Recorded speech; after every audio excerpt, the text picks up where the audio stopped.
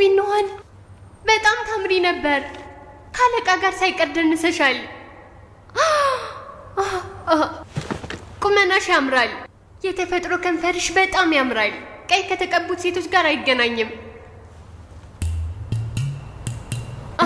አዎ ይሄው ነው። ምን አይነት ነው የምትጠቀሚው? ልትነግሪኝ ይገባል። በጣም እኮ ነው የሚያምረው።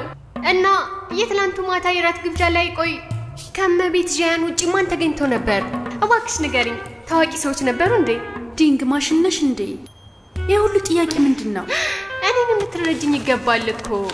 ቆይ እንዴት እንግዲያውስ አለቃ ይህንን ሪፖርት እንድንሰጠው እንደሚፈልግ ተረጅ። ልጨርስ? እባክሽ ትኗን፣ እባክሽ ንገሪኝ።